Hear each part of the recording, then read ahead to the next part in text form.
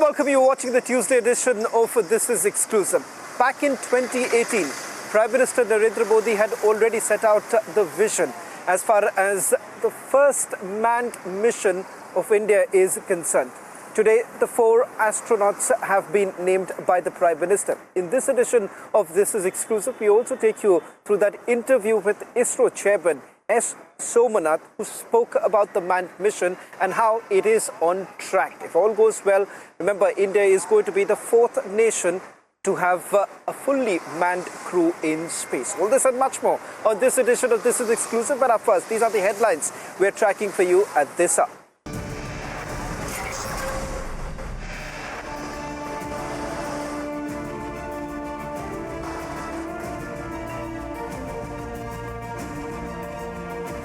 After a successful mission to the moon, stage set for India's inaugural human space flight program.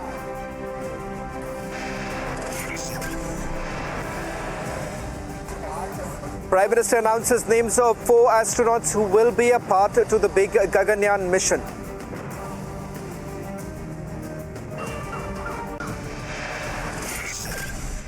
(2035) तक अंतरिक्ष में भारत का अपना space station होगा, जो हमें स्पेस के अज्ञात विस्तार को जानने में मदद करेगा.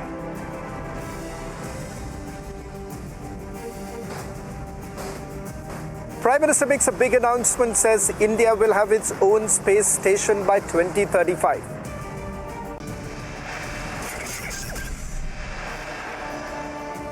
Big twist in Himachal as 9 MLAs cross-vote for BJP. Is there a threat to Sukhu-led Congress government?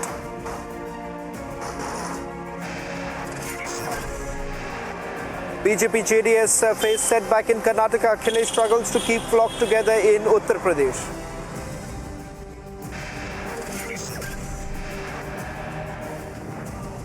Open war between left and Congress over Wayanad seat. Left says Rahul shouldn't flee the north.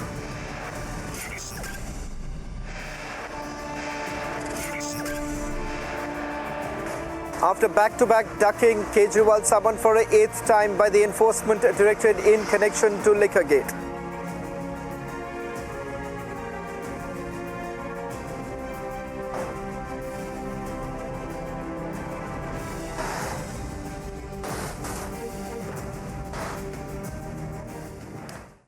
Ladies and gentlemen, starting with the day's top story, there's been intense drama over the Rajya Sabha polls. 15 seats up for grabs in 3 states, Uttar Pradesh, Karnataka, as well as Himachal Pradesh.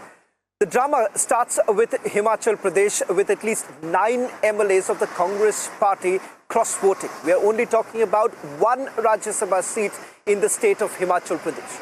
The same story also pans out from the state of Uttar Pradesh, where it has come across as a big setback for the Samajwadi Party, as the chief whip has openly defied his own party. Manoj Pandey was seen voting for the Bharatiya Janata Party. As far as Karnataka is concerned, that's the only state where perhaps the Congress party can take some solace with Congress candidates in all likelihood crossing the mark. And it's in Karnataka where the Bharatiya Janata Party has seen at least 2 of their top MLAs cross-voting for the Congress party. In fact, they've already initiated the disqualification process in the state of Karnataka. But the big drama really coming in from Shimla at this point in time, as it appears that Sukhu's government could actually be in the minority. At least 9 of their MLAs, what we are being told by our reporters on the ground, that have been taken to another location. It appears that some sort of a protection has also been given to them. But does that really augur well, particularly for the India Alliance, if they've not been able to even keep their flock together? Same is the case for Samajwadi Party and the Congress. We'll also play out this report, taking you through the details of what's really happened in the last few hours. And then we go across to our reporters to get you the latest. The crucial Rajya Sabha elections began at around 9 a.m. today, with 41 out of the 56 candidates already declared victorious due to the absence of opposition. polls to 15 Rajya Sabha seats in Uttar Pradesh, Karnataka and Himachal were marked by high drama, with rampant cross-voting and legislatures switching allegiances. In Uttar Pradesh, several prominent Samajwadi Party leaders, including former Chief Whip Manoj Pandey, openly sided with the BJP and fueled speculation that they cross-voted. While there is complete indiscipline in the Samajwadi Party, the leaders termed the cross-votes a foul play by the BJP. हर एक में साहस नहीं होता है जो सरकार के खिलाफ खड़ा हो जाए। सरकार के खिलाफ खड़े होने में साहस चाहिए और दबाव तो हर एक पे बनाया जाता है। ये बात कौन नहीं जानता है कि भारतीय जनता पार्टी जीतने के लिए कोई भी हथकंडा अपनाएगी। जहां तक यूपी का सवाल है, राज्यसभा के चुनाव में भारतीय जनता पार्टी ने सब कुछ किया है वोट लेने के लिए, और जो लोग गए हैं उनमें साहस नहीं रहा होगा सरकार के खिलाफ खड़ा होने में। जिन्हें जीतना हमारे पार्टी के उम्मीदवारों को, वो जीत चुके, कोई खतरा नहीं। एक दो और चले जाएं तब भी कोई खतरा नहीं। चुनाव के वक्त तो ऐसा ही होता है, चुनाव के वक्त जनता डिसाइड कर देती है किसको रहना है किसको नहीं रहना है। समाजवादी पार्टी चाहती है कि एनडीए जीते, तो समाजवादी पार्टी के दाहिने हाथ रहने वाले विधानसभा के अंदर वो लोग वोट दे रहे हैं एनडीए के। अब इससे बड़ा सबूत क्या हो सकता है? Meanwhile, in Himachal Pradesh, the Congress government is hanging by a thread with mass cross-voting by Congress MLAs. Congress ruled Himachal Pradesh, where one Rajya Sabha berth is up for grabs, saw cross-voting by at least 9 MLAs. Likewise, in Himachal Pradesh, Congress has issued a whip to all its MLAs to vote for party candidate Abhishek Manu Singhvi, a move which BJP alleged was to pressurize the MLAs. Himachal Pradesh BJP leader Jairam Thakur claims that Congress has lost majority in the assembly. ये गड़बड़ी तो इसलिए हुई है कि इनकी अपनी सरकार फेल सरकार है और 14 महीने में इनकी सरकार के बुरे हाल हो गए हैं। तो इनके विधायक भी नाराज़ है, जनता भी नाराज़ है, गारंटी भी नहीं पूरी कर सके, अपने वादे भी नहीं पूरे कर सके। कल ही मालूम पड़ जाएगा। कल बजट है ना, बजट पर हम चर्चा करेंगे। चर्चा के बाद हम उस पर वहाँ पर देखेंगे क्या हालात बनते हैं। लेकिन मैं देख रहा हूँ धक्के से ही चला रहे हैं, बहुमत सरकार खो चुकी है। और निश्चित तौर पर मैं कह सकता हूँ कि आज जिस प्रकार भारतीय जनता पार्टी ने हमारे विधायक को धमकाने की जो कोशिश की है, कांग्रेस पार्टी इसका विरोध करती है। No, we'll sail through. We have majority and we'll retain the government. In Karnataka, the situation is similar. Karnataka MLA ST Somashekar cross-voted in the Rajya Sabha elections in favor of the Congress. ಆತ್ಮಸಾಕ್ಷಿ ಮತ ಹಾಕಿದ್ದೇನೆ. ಯಾರಿಗೆ ಮತ ತೋರಿಸ್ಬೇಕು ಅಂತಿದೆ ಅವ್ರಿಗೆ ನಾನು ಯಾರಿಗೆ ಮತ ಹಾಕಿದ್ದೀನಿ ಅಂತೇಳಿ ಅವ್ರಿಗೆ ನಾನು ತೋರಿಸಿ ಬಾಕ್ಸ್ಗೆ ಹಾಕಿದ್ದೇನೆ. ನಾನು ಆತ್ಮಸಾಕ್ಷಿ ಮತ ಹಾಕಿದ್ದೇನೆ. ಯಾರಿಗೆ ಮತ ತೋರಿಸ್ಬೇಕು ಅಂತಿದೆ ಅವ್ರಿಗೆ ನಾನು ಯಾರಿಗೆ ಮತ ಹಾಕಿದ್ದೀನಿ ಅಂತೇಳಿ ಅವ್ರಿಗೆ ನಾನು ತೋರಿಸಿ ಬಾಕ್ಸ್ಗೆ ಹಾಕಿದ್ದೇನೆ. This is not the surprising issue because that man already after the election continuously is joining hand with Congress. Several times openly he debated also. This is not the surprise, it is not a surprise development. We expected this one. HD Kumaraswamy said that the jumping of ship came as no surprise. Reacting to this, BJP cadres protested outside ST Somashekar's house over the cross-voting and raised slogans against the MLA. Bureau Report, Republic TV.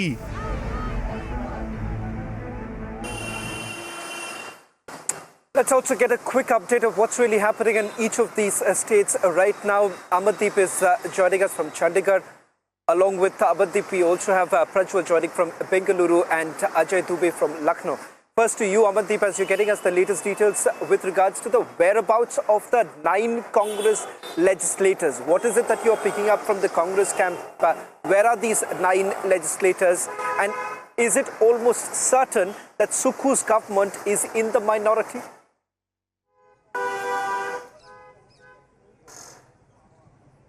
Well, absolutely, Shravan, very much certain. And in fact, those 9 MLAs' location has not been disclosed by the BJP. Just because soon after the voting, they disappeared from the Shimla. Their phones are switched off. And what we are given to understand now from our sources is that they have given a security cover of CRP so that at least they remain in a protected location. And in fact, even our sources are also revealing that they might be en route from Shimla towards Panchkula, nearby Chandigarh, and a hotel has been booked for them, for those 9 MLAs. And those 9 MLAs are 6 from Congress and 3 are independent. And they all voted for the BJP candidate Harsh Mahajan. And even on the other side, the Congress is saying that the BJP is threatening their MLAs. The scenario is quite paradoxical for the Congress party, just because now the voting, the counting, in fact, is put on hold by the Election Commission, as the BJP has filed a complaint with the Election Commission against one MLA of the Congress party who has been airlifted by the Chief Minister in his chopper from Punjab's Hoshiarpur to Shimla to cast the vote in Rajya Sabha elections. And in fact, Jairam Thakur, leader of opposition and former Chief Minister, has made it very clear to the Election Commission that this is the sheer violation of the guidelines of the Election Commission, and his vote should not be counted in this Rajya Sabha elections. Shravan, this is just the beginning of the show that Congress is facing this kind of embarrassment. After the Rajya Sabha elections tomorrow, there is the Sukhu government is going to produce the budget bills in Himachal Vidhan Sabha, and in fact this is very much likely that those bills will not get passed, just because the majority is now turning towards the BJP. And after witnessing this entire scenario, the BJP will move the no confidence motion against the Sukhu government to the governor, and in fact will seek the floor test to prove the majority. And here the nail hits, and in fact here the government likely to be collapsed in Himachal Pradesh. Yes, Shravan. Well, in the next 60 seconds, will take you through a quick update coming in from Lucknow as well as in Bengaluru. Prajwal, quickly walk us through the details that you're picking up right now. The disqualification process has already begun, is what you are reporting? Absolutely, Shravan, because tomorrow is the last day of the assembly session and the BJP will take this to the Speaker UT Kadir as well. But what needs to be taken into consideration here is the fact that it's a Congress government in the state of Karnataka as well. The Speaker UT Kadir, even though it is it is a position where he should not be using it for the benefit of the Congress, in all terms and conditions we are looking that the disqualification will not happen, and this particular issue will reach to the steps of the Karnataka High Court as well, and they will be the ones who will be taking the decision. That is what the BJP, that is what the BJP is mulling here, along with the JDS as well. There is also a pressure tactic which is now being put by the JDS party as well, because Kumaraswamy expressed absolute disappointment, but he also stated that this did not come as a surprise for us as well. So all said and done, now we will need to go ahead and wait and for the official results to come in. We know what has gone down, but we will need to go ahead and look into the votes tally, which would present a clear picture for the opposition.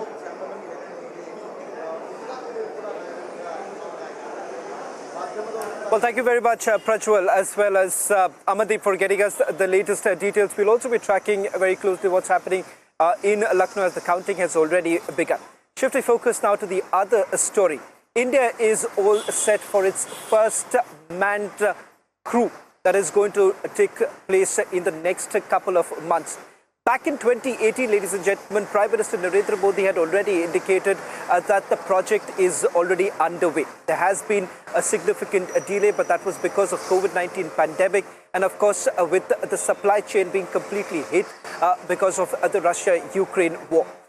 Now it turns out that the test flights have already taken place, and perhaps by the end of year 2024 or early 2025 is when the launch is slated. In fact, just about a couple of months ago, when ISRO chairman Dr. S. Somanath spoke to Republic TV, he said that the project is on track. The astronauts were already being trained in Russia, and also there was an astronaut training facility that was developed in Bengaluru, where there was a rigorous training that was essentially done. Today, the 4 astronauts have been named by the Prime Minister. Take a look at who these 4 astronauts are, and not to forget their distinguished career as Indian Air Force pilots. Astronaut designates को wings प्रदान करें. Prime Minister Narendra Modi announced the names of the 4 astronauts that will fly to low Earth orbit as part of ISRO's Gaganyaan mission, making it the first crewed Indian space mission. This comes almost 5 years after India first announced its human spaceflight program. PM Modi said India is expanding its space in global order. हर राष्ट्र की विकास यात्रा में कुछ क्षण ऐसे आते हैं जो वर्तमान के साथ ही आने वाली पीढ़ियों को भी परिभाषित करते हैं। आज भारत के लिए ये ऐसा ही क्षण है, ये नए काल चक्र की शुरुआत है। इस नए काल क्षेत्र में ग्लोबल ऑर्डर में भारत अपना स्पेस लगातार बड़ा बना रहा है। Group captains Prashant Balakrishnan Nair, Angad Pratap, Ajit Krishnan and Wing Commander Subhanshu Shukla have been selected to be the astronauts on India's first crewed mission to space.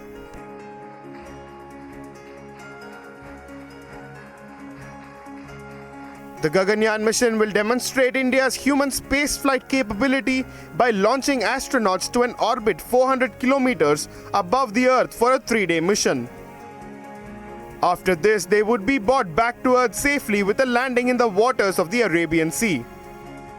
Required by IMD for its weather forecast and prediction, which is next mission. We have to launch the test vehicle for Gaganyaan for demonstrating the crew escape capability, which is again scheduled in August time frame. The Prime Minister reviewed Gaganyaan mission's progress at the Vikram Sarabhai Space Center in Thiruvananthapuram and also interacted with Vyomitra, a spacefaring android. Vyomitra will be the first to launch on the Gaganyaan mission ahead of the astronauts. The 4 selected pilots underwent clinical and psychological tests, after which their names were recommended for the mission.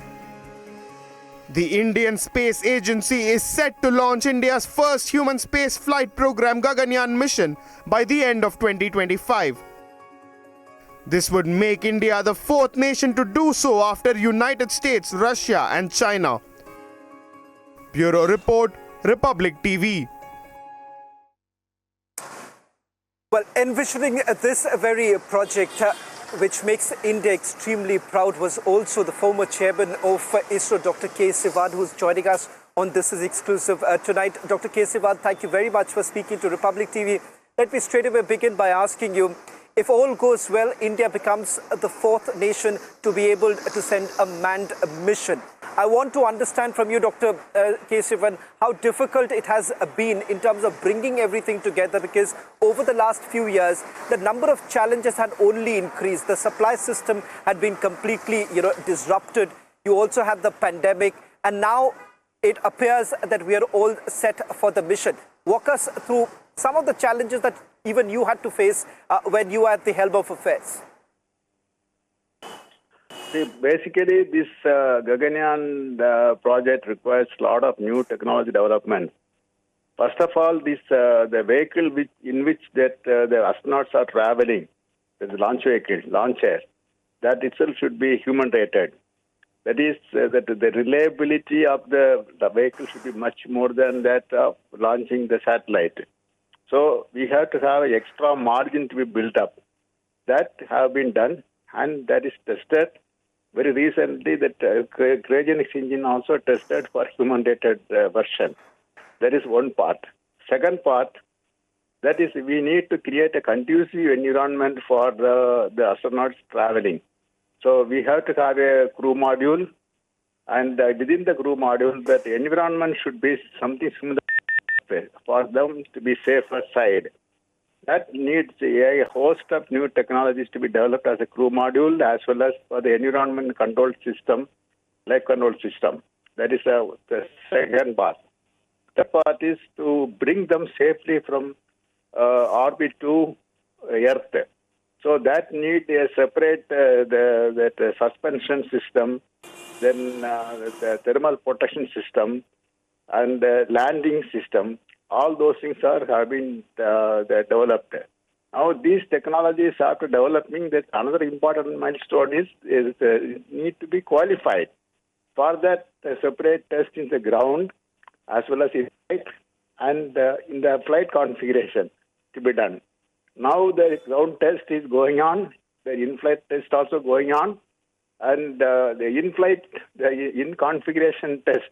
That is, the configuration will be exactly similar to the Gaganyaan astronauts traveling, but instead of astronauts, the robot will be there. That is planned this year, sometimes end of this year. And then subsequently, after having two such missions, then the Gaganyaan, the real mission with the real astronauts will be going by end of 2025. That was a plan ISRO is charting out.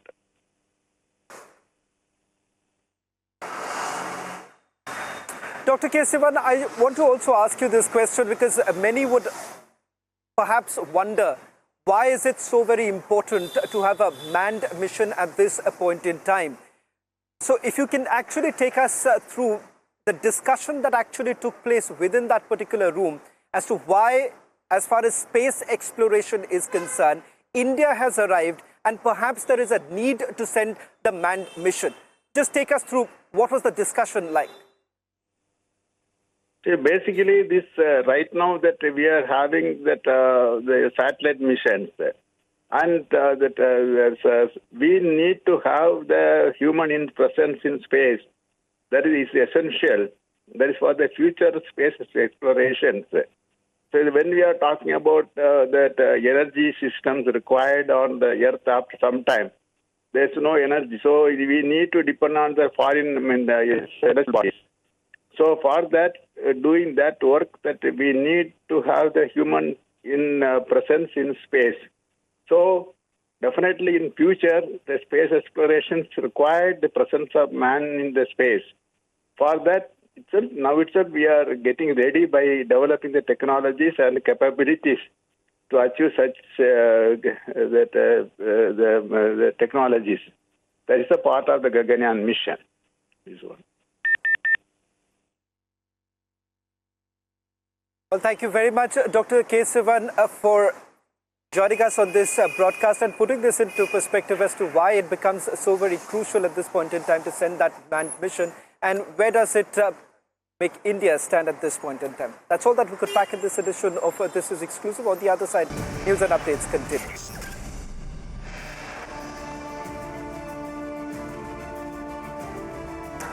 After back-to-back ducking Kejriwal summoned for an 8th time by the Enforcement Directorate in connection to Liquorgate.